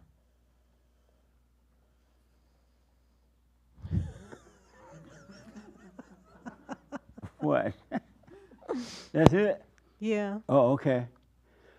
This young man raised his hand. What does Easter mean to you? Did I see your hand? But it was for a different topic. Oh, I see. What does Easter mean to you? Like barbecue and get together. Barbecue? Watermelon. You're supposed to eat eggs on Easter, man. But, and so, what was Jesus to you? Or what is Jesus to you? Jesus is like an example of what you could be if you let go and let God. Then you can walk in the light. Yeah, you can walk on water if you allow your heart to be, truly given to God through forgiveness. And what are you doing that? Me? No, you. I mean, look, I thought I was, and I am, right? But it's a process. You thought you were, but you am? Yeah, well, I thought I was, and then I got fired, and I did a bunch of crap, and then That'll so I do it. seen that I'm not as holy as I assumed that I was. Right on. Okay. The young lady wanted to tell me what Easter means to her. He's not lying, so He's not lying? he's not. He's not lying about what? What he just said. Oh, okay. Easter, do some nice meal. Yeah. What does Christ mean to you? Christ, I was a Bible thumper for a while, and every time when I go to church, I fall asleep. So it is hard to follow the intellectual way about the Easter, like Good Fridays, like all this fasting, all this. Yeah. So. Right. Yeah, that's What's what I your- think about Jesus with all these things that you have to do. So you have no idea about Jesus on your own? From the intellectual way, yes, I do understand that. Oh, okay. What's your intellectual idea of Jesus? You have to do, go to the church, celebrate Jesus died on the cross, and cry for that, and Oh, okay. that's all. All right. Do you ever judge yourself and others? I used to be, now I don't. Okay. I know I'm the same. Oh, okay. No difference. Amazing. This young man wanted to respond. What does Easter mean to you? I didn't know it was Easter until I got here today. Really? Really. I mean, I knew it was coming up because people talk about it. Are you a Christian? I don't call myself that. What are you? I mean, I follow Are the you path Jewish? of Yeshua of Nazareth, but I don't call myself a Christian. Do you identify with any religion at all? Culturally, I'm Christian, I believe, okay. and in law, I'm Christian, but not by the label. And so you just didn't realize it was Easter because it came too fast, or you? I just don't really follow that type of holiday. I used to when I was a Oh. young man. We'd have the whole pageantry and the eggs, and I loved Oh, I it. got you. But my family, my wife's from Japan, so we don't really celebrate some of these secular holidays. Are you from Japan? No. Oh. Okay. Amazing. Thank you. In the orange shirt.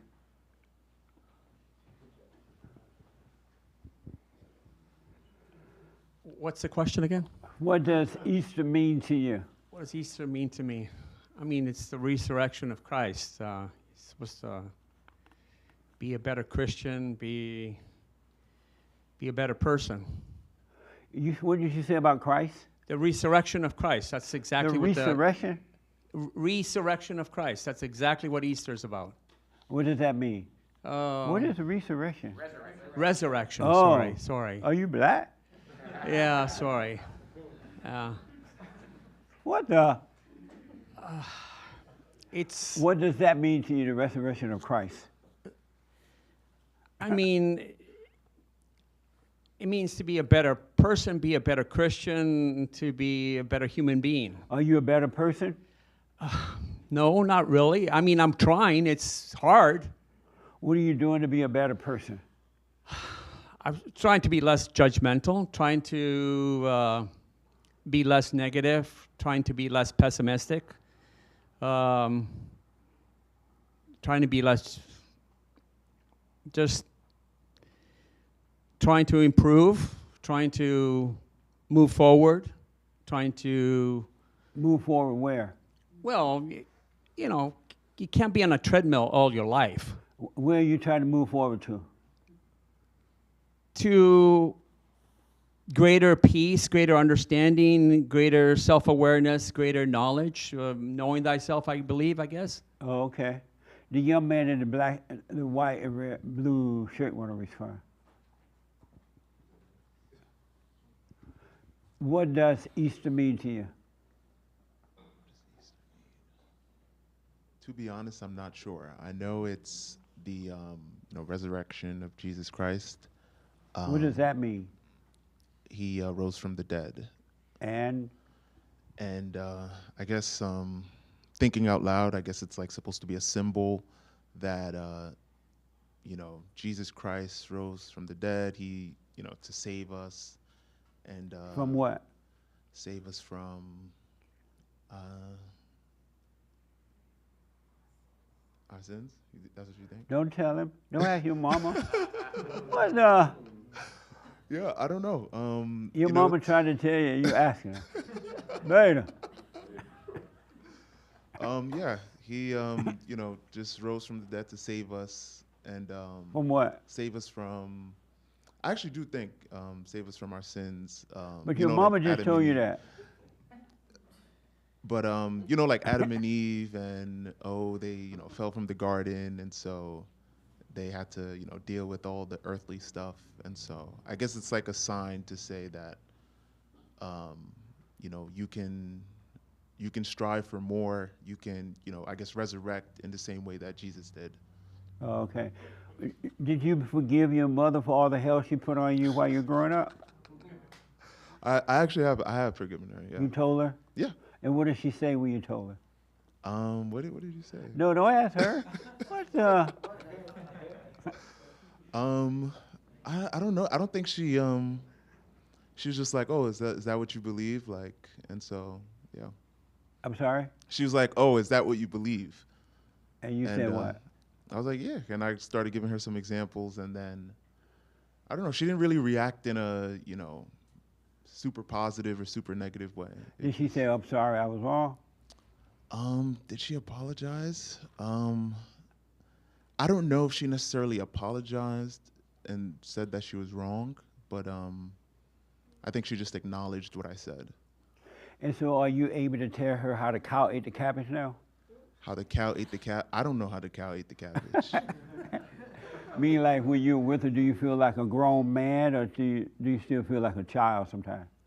I do feel like a grown man. Nice. Amazing. Okay. I because of time, I can't really get into it right now. What does Easter mean to you? Personally, it doesn't mean anything to me. It doesn't? No. Just another day? Yes, I understand what it represents, but I don't celebrate it. What does Jesus mean to you? What does he mean to me? That's a good question. Means a lot. Speak up for me. Means a lot. Like what? Well, maybe the thrill of thinking about Jesus motivates me to. It reminds me to stay on the right path. But there's lots of examples of that, but that's the most notable one that I'm aware of. Oh, okay. Amazing. Let me do this because, yes, sir. Is it about Easter? Yeah. And Jesus? Yes, okay. sir. What does Easter mean to you? Death has Are been. you going to put on another pink shirt? This I got is some third other one. wardrobe changes. You changed clothes within the last hour or two. What's wrong with Different you? acts. It means death has been defeated. What does that mean? What do you mean by that? That we now are back one with the Father. We have a way back to the Father, and we will never die. How will you live if you don't die? Well, yeah, we got to do that death, but he made it so that the real death is over. It is finished. What is finished? The death of Adam. Be quiet, Mama. I'm sorry? Yeah, that was a good answer, so we got to pay attention. The death of Adam. What did that mean? I don't know, it just sounded cool. Oh, all right. Francisco want to respond, then I wanted to. Okay, real short when I come to. Yes, Frankie. What does Easter mean to you? It's a special holiday, you know, where Christ rose and he died for our sins, and so this is a special day. And what does Christ mean to you? He paid the sacrifice for us, for our What sins. was the sacrifice?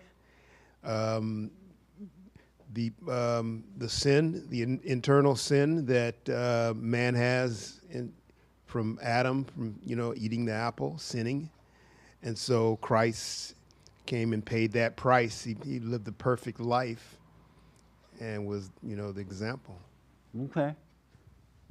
Yes, sir. You had your hand right, Yeah. real fast. Yeah, real quick. We're I out be- of I time, believe so I there's want more to than- really get this in. Yeah, there's more than one meaning to Easter, but one of the main meanings is what Jesus said during the Last Supper. He gave his disciples a new commandment: love each other as I have loved you. So that's one of the messages of Easter. So you love everybody? Yeah, Everybody? everyone, yeah. Even your enemy? Yes. You love the drag queens? The drag queens, yes. I don't associate with them, You but I love love the them. abortion people? Yes. You love the people that I kill don't babies? like what they do, but I love them Why don't you like what they do? because it's evil. Amazing. It's evil, yeah. Okay, let me do this. Mhm. Because of time, we totally run out. I'm going to put this out here. You guys think on it. I want to read something for you. This is from John 25. It says, very truly I tell you, a time is coming and has now come when the dead will hear the voice of the Son of God, and those who hear will live. And then in John 3:16 through, that was John 5:25, 3:16 to 17. For God so loved the world that he gave his one and only Son, that whoever believe in him shall not perish, but have eternal life. For God did not send his Son into the world to condemn the world, but to save the world through him. I'm going to bring my other Bible. Sometimes the Google stuff is not quite up to par. But the young lady, what does that mean to you when you hear that?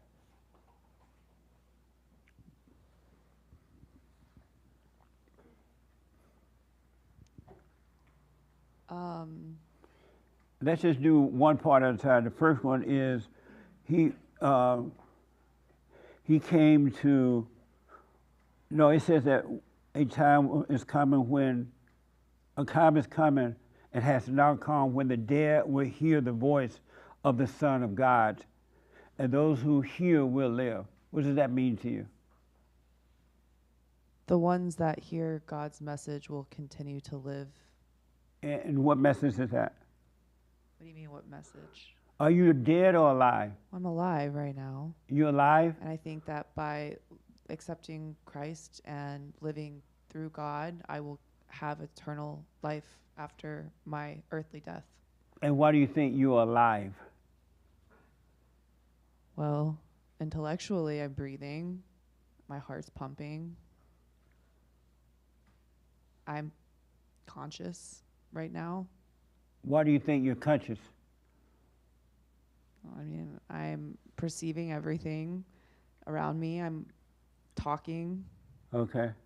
So you really do believe you are alive? Yes. Oh, okay. Amazing, huh? The young man, are you alive or dead? I believe I'm alive. Why? I feel alive.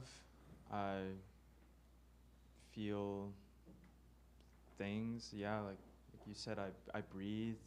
I feel my heart pumping, I think. I Okay. do think my reality is probably different than everybody else's here in the room, but I personally feel alive. What's your reality? My reality? My reality is just what I perceive the world and how I perceive the world and how I live through it every day. Oh, okay. But I realize that everybody's is different. Why do you say that? Because everybody thinks in different ways. We all see things in a different view or light. Okay. This young lady right here dying to respond. When he said that, for God did not send his son into the world to condemn the world, but to save the world through him. What does that mean to you? Can you repeat that? For God did not send his son into the world to condemn the world, but to save the world through him, through his son. He didn't send his son here to condemn it, but to save it. I think that means that even though all have sinned and come short of the glory of God, Speak a little loud for me. he sent his son to kind of renew us, to give us hope, to give everybody in the world that basically there's a second chance. Oh, okay. Yeah, that's amazing. How I articulate. Doug, want to respond to that, and I'm going to close it out. What do you say, Doug? He sent his son not to condemn it, but to save us. I won't pretend like I fully understand it, but it is one of those things that gives me hope, so that I do understand it, and I do. But every time I've ever heard that, and we are free, and again, I'm not going to pretend like I understand it fully, but it is what gives me hope. Okay. Yes, ma'am. I'm sorry? Okay. Okay. Are we Quick still question. Just a quick question Okay. and comment. Can I do that real Yeah. fast before you close? Absolutely. So the comment is that I just wanted to mention your show on Wednesday, your morning show. I just wanted to mention to the people here and maybe those who are listening who want to share your message and feel led to do it, your show on Wednesday is the perfect one because you cover everything, all of the okay. principles in that show. So that's the one thing I wanted to say. Check out and then JesseLeePeterson.com Monday through Friday from 9 to 6 a.m. Pacific time, and you can podcast. And it's Wednesday's show. Whatever. 69. 69. That's your other time, or 8. 6 to 9 a.m. Pacific time. Wednesday's show in particular. But the question is, do you think we could go over the biblical question next Sunday? Oh, I forgot about the biblical question. I know, huh? Yeah. What was the biblical question? Oh, what do you value? Yeah, make sure we do. Make sure we start out with that. All right? Because we're out of time, and I just want to add this in here because I want to encourage you to work on yourself, work on yourself, work on yourself. What do you want, Hassan? No, go ahead. I'll mess with you. No, just to answer that scripture. Oh, okay. I think it means that to judge, to be in the judgment and the anger and the condemning is the death, and it's like Jesus came so that we understand forgiving and loving, and that's the life. Oh, okay. Yes, ma'am. And then the bunny rabbit want to respond to it. Very quick that I appreciate that you share the scripture because, like I said, I used to fall asleep when the pastor talk about the Right, scripture. right. So when you said that God sent the Son, and then He washed out our sin, and then we will receive eternal life. But I will see this now after I return to the Father, forgive my parents.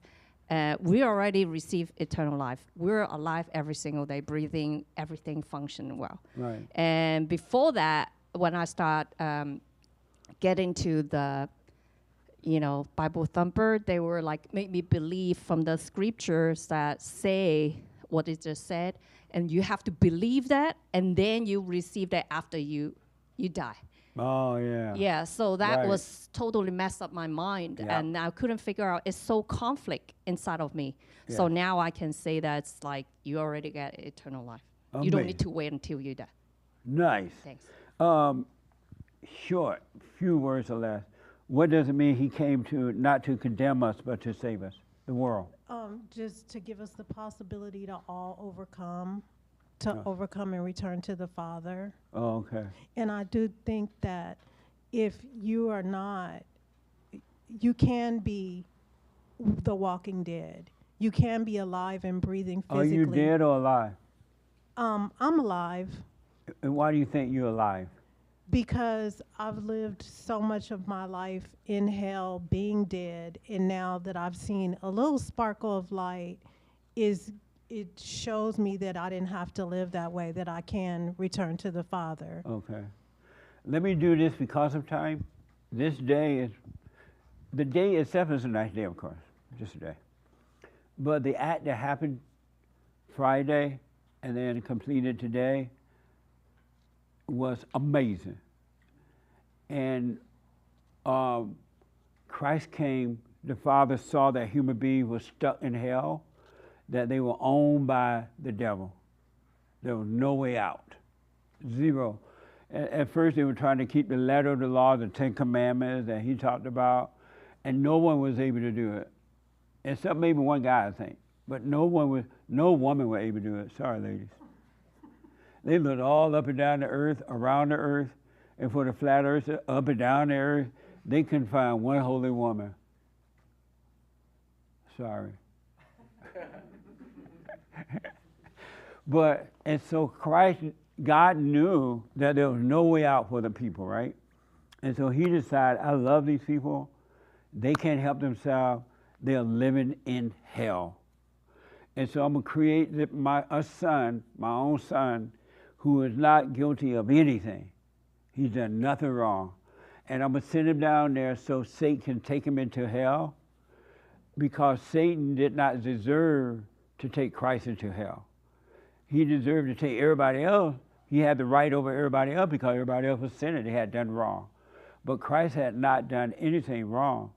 And so He came down and He walked around, and those people who could recognize Him, they woke up. Those who didn't, they stayed asleep. And so finally, long story short, it was time for Satan to take Christ into hell. And going into hell for Christ, it wasn't an easy thing to do. But He knew He had to do it. But it wasn't an easy thing to do it. I'll tell you why in a minute. But He did it. And when He went, He bought all of us back. Now God owns us, and the devil does not own us anymore. And while being there, all sins were wiped away. And so when you were born innocent. You were not born a sinner. You were born innocent. You had no sins. Because all your sins have been washed away. God said, okay, the slate is clean. You're all free to live as my children. But then, and so when He sent His Son, even though everybody was sinners, He did not condemn you. He didn't say, oh, look at those old nasty sinners. Look at this alcoholic, a horrible person. Look at the bum on the street, a horrible person. He had none of those ideas at all. And the reason He didn't have those ideas, because He knew that the human beings were filled with evil. They were cursed by sin and controlled by the devil. They had the nature of the devil, who was every vile thing that you can think of. and that he controlled them. And he controlled their mind and emotions. And he was in charge of, that's why the people couldn't do the right thing, because they were not in control of themselves. As it is today, there's not one human being on this earth who is in control of themselves. And there's not one human being on this earth who can control themselves. And if you knew that, you would never condemn another person, nor yourself, because you're not in control of anything. You were never condemned by God. He condemned the spirit of hell that was in you, and not you. You're not your body, you're not your thoughts, you're not your emotions. They are not you at all. There is no you. There is a you, but when all the fake yous disappear, the real you will appear, and it will be amazing. You're going to be stunned at the real you. And Christ came, and because we were born through families who are in hell already, every human being hate their mothers and yearn for their fathers. And so the way you were born into sin, you were born through an angry woman. She had anger. She hated God. She hated the children. She hated the daddy of the children. She hated herself. Women have no love. Zero love. They only have hate because Satan is their God, right? And so she destroys. Your mother is your enemy. And it's not her, but it's, it's like, the mother's like, and the son is like,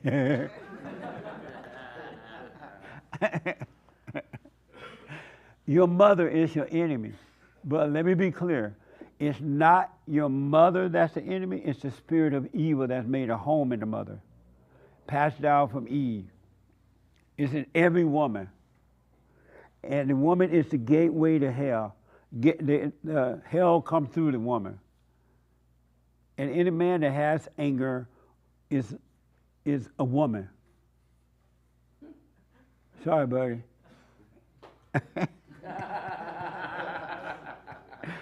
Any man that has anger is a woman. It's not your normal nature. And any woman that has anger is living an abnormal nature too. That's not your true nature.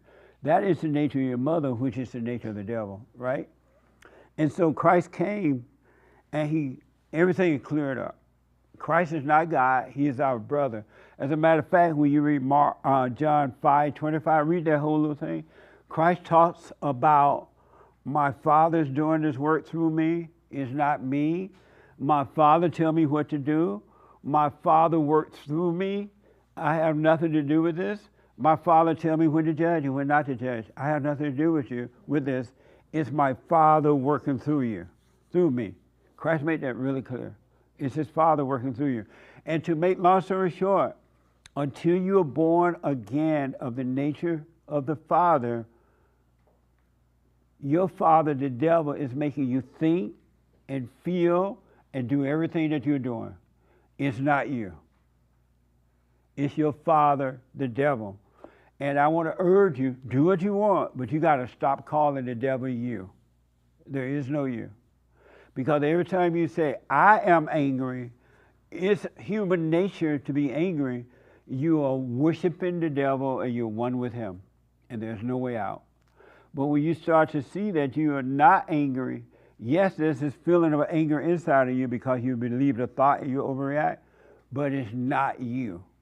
When you stop calling it you, especially when you go and forgive your mothers and your father, forgive mama for recreating you into her hell, and forgive your father for not protecting you from mama, because he never got over his hell, which was from his mama. And the woman he made the baby with is mama. He made a baby with mama, and the hell continues because you're attracted to what you hate. And so you are controlled by evil in your mind, emotions, and body. It's not you. You're being controlled. You have never made a decision in life. The bank robber did not decide to rob the bank. He didn't just wake up one day and say, let me go rob a bank. I have nothing else to do. He was influenced to rob the bank. He was influenced to do it. And when you start, it's like when you're walking out on the street, you see the bombers on the street, you are influenced to see them in a negative, evil way. You're condemning them. But it's not you, but it's the spirit of evil and all his little demons that made a home in you. It's making you do that, but you say you do it. And so you identify with it. It's not you. And anyone that has anger is dead. Their eyes are open, they're breathing, but they're dead. Spiritually, they're dead. They're walking up and down the road. They eat breakfast. They work out at the gym, but they're dead. Because anger, ego is death. It is not life. Anyone that think they're in charge of their life is dead. Anyone that feel good or bad about themselves is dead. Anyone that has fear is dead, because fear is the nature of the devil. Fear is the devil, and if you have, fear is the devil. If you have fear, you're the devil. You are the devil. Fear is not of God. It's of the devil. And so I'm saying all that because, let me just add with this because of time. I'll see you real fast. When you die the ego death, really die it, meaning that you have died of all ideas and all thoughts. When you have you're going to know when you have died because you're not going to have thoughts at all. Zero thought. You're just going to live your life, and life will happen naturally. And when people try to offend you or you run into a situation, you will have no opinion about the situation at all. You just go through it. It wouldn't even be a thought. You wouldn't think about it because there would be no thoughts. Anyone that think, except practical thoughts given to you by God, anyone that think is of their father the devil. You're of your father the devil when you think. Oh, I wonder what they're thinking about me. I wonder how I feel now. I wonder this and I wonder that, and I want this and I want that, and I this. You're of your father the devil, and you're dead. You're not alive. But when you die, I mentioned how it was tough for Christ. Dying the ego death is not easy. It is not easy. I can't tell you the number of people, men and women around the world, that are going through that ego death, and they're like, I want to stop. This is too rough. When would this end? There was a woman that called my office. I didn't get a chance to speak to her, but she's going through the ego death. She said, I'm going to put myself into a mental hospital. I'm like, what? The ego death is rough. And there are people who come and they hear the word and they're like, oh yeah, that's nice. And they walk away from it. There are some who come and they start the word, they hear it, it makes sense, they turn away from it. There are even people who come and they start the ego death and it feels like it's too much, they walk away from it. But there are those one or two people that go all the way through the ego death. And the ego death is everything you think you are, you're not. Christ came so we can do that. And so when you deal with people, once you die from yourself, you're going to deal with people with perfect love. You're going to love your enemy. And you will have no opinion about your enemy because you will understand. You will be able to see. And it will be impossible to have an opinion about yourself or anyone else because there is no you. This fake you is now gone so that you could be. And then Christ will be your brother, not your God. He will be your brother and not your God. Because people literally believe that Christ is their God.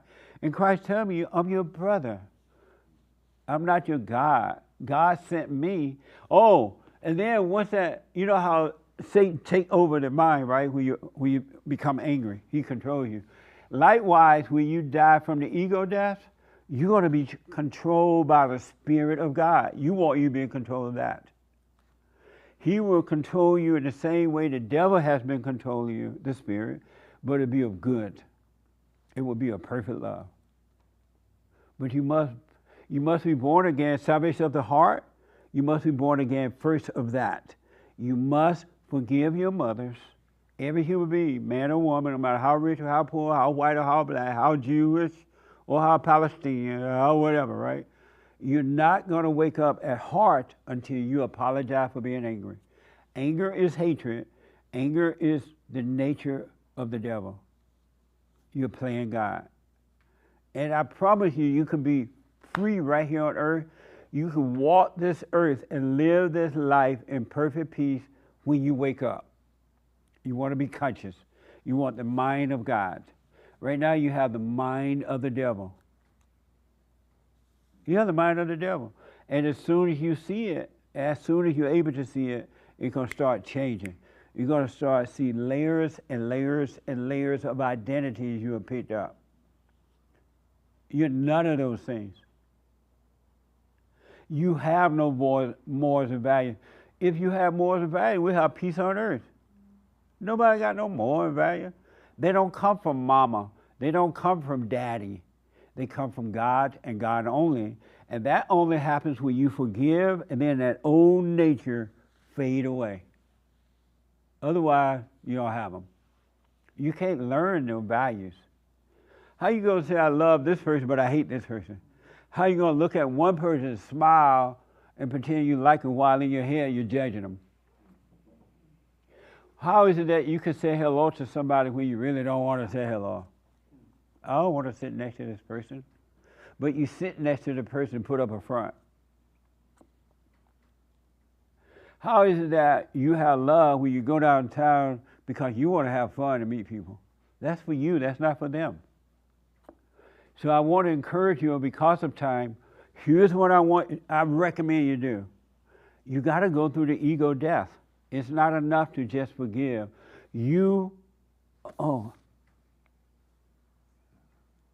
I can't say this part yet. Y'all just have to suffer. Because I'm about to ask you to give you the brand new biblical question for next week. The brand new biblical question. Oh, I want to finish, but we're out of time. What connects you with the physical world that you live in? You know, God said, be in the world, but not of it. The brand new biblical question is, what connects you with the physical world that you live in? I heard someone talking the other day, and they briefly said something like, I'm like, wow, that makes sense. What connects you? Because we got to overcome the world. You got to overcome the world. Amazing, huh? So I want to finish this off, and then last week, biblical question too, but we're just totally out of time. Did this help a little bit about the Easter thing? Today is a day of reflection. You know what? I can't believe how much hell God brought me out of already. I can't believe the things I used to think and do, and how I thought I was in control.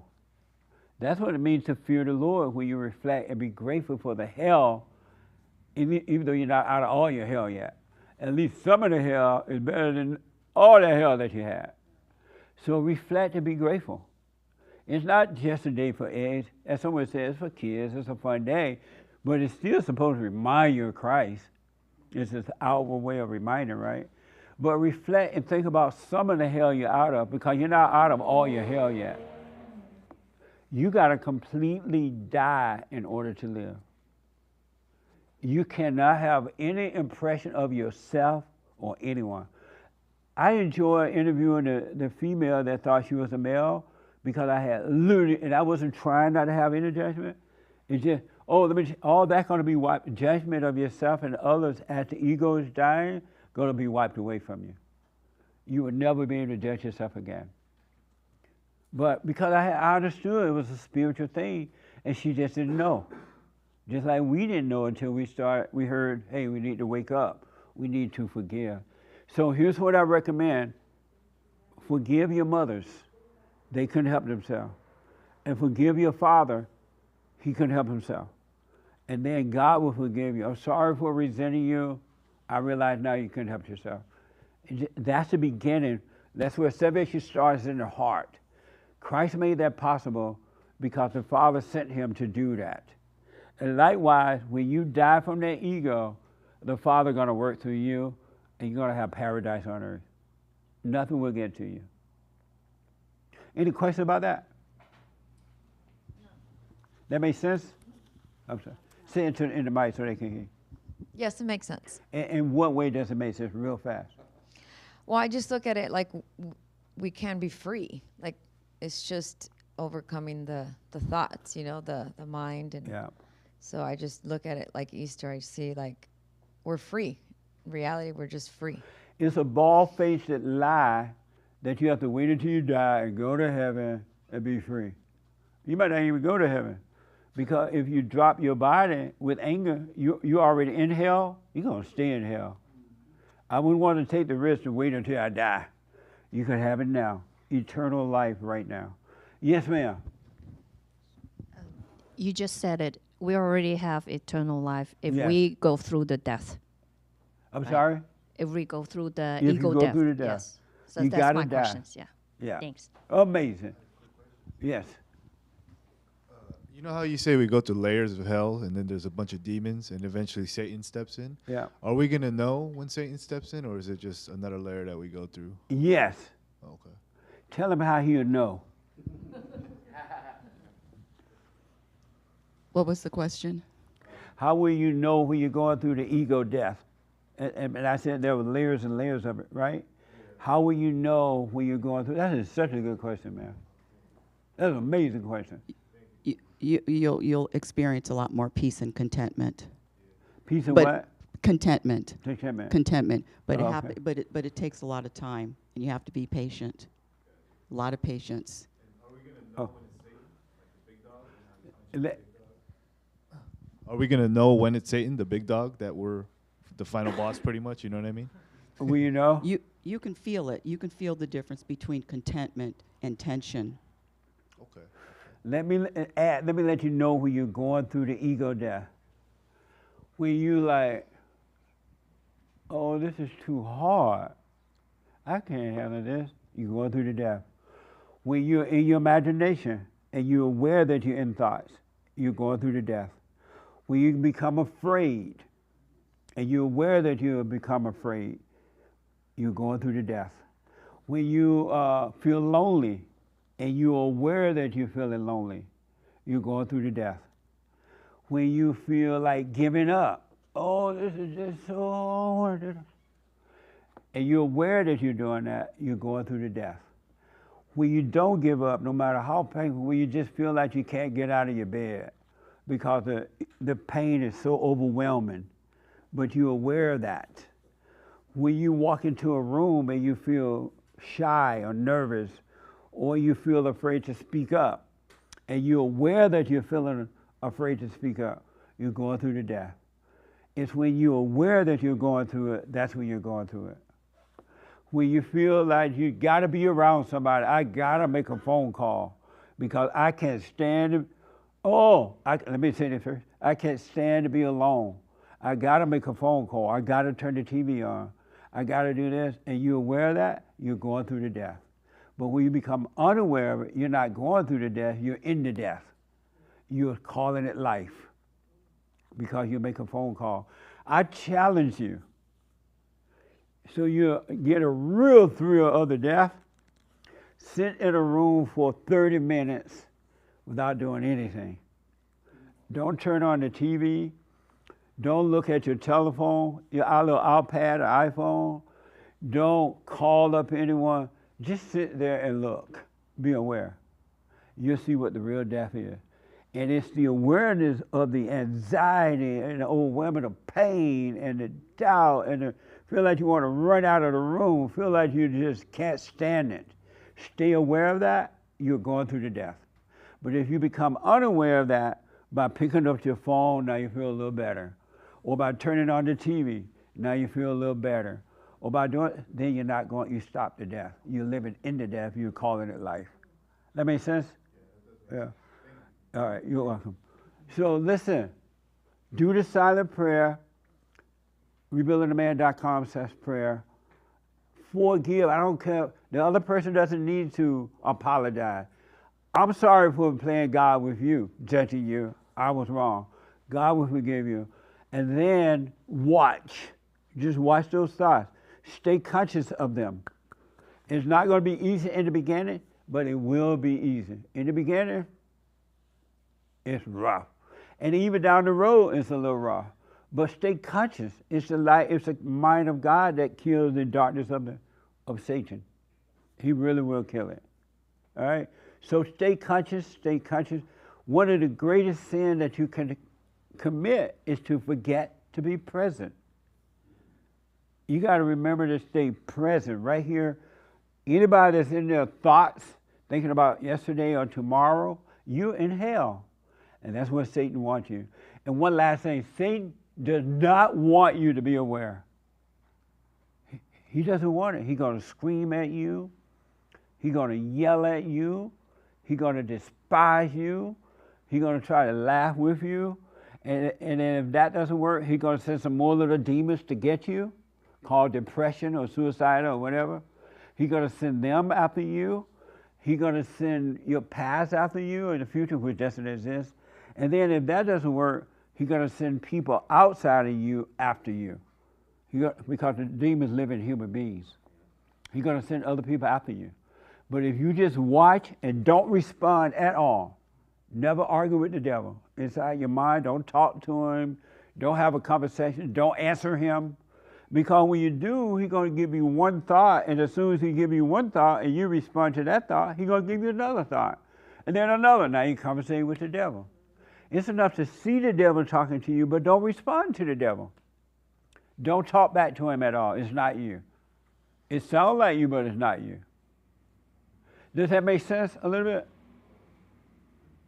Does it help a little bit? Yeah. In what way, a little bit, does it help? Understand not giving in to temptations and sitting alone with yourself and God and ignoring the bad. Have you forgiven your mother yet? Yeah. I don't. Yeah. What? I don't know. I for a second I was like, wait, what about? But then I remember what you said. So yeah. You went and told her you were sorry for resenting her?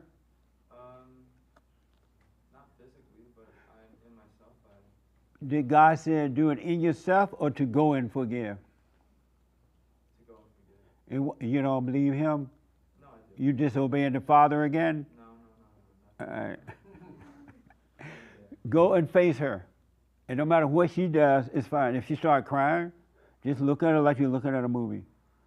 If she starts yelling, I forgive you, look at her like you're looking at a movie. Don't respond to that. If she fall out and die, you just say, oh, Mama dead. Wow, she dead. And look in the drawer in the kitchen, right next to the silverware. That's where the insurance papers are. Yeah. Turn those papers. Don't tell your brothers and sisters, Mama dead yet, right? Go get the money and then get the part you want and get the rest. Oh, Mama dead. And don't overreact to her at all, though. She's not ready to overcome. But face your mother. And forgive your father. He couldn't handle your mother. He loved you. He just couldn't deal with her. Amazing, huh? But anyway, I'm so out of time. Happy Easter. I see hands, and I know we could go on and on, but we've gone long. So the biblical question is what? We're going to cover both. What do you value? What do you value from last week? We're going to cover that one, and then the new one that you What's just the new mentioned. Well, I don't remember. What's the new biblical question? What connects you to the physical world that you live in? What? What connects you to the physical world that you live in? Amazing. Bye, y'all. Happy Easter. We'll do the super chats tomorrow if the Lord is willing and the creek don't rise. Thank you for your support, your tithing officer. Happy Easter. Thank you all. It was fun. Amazing.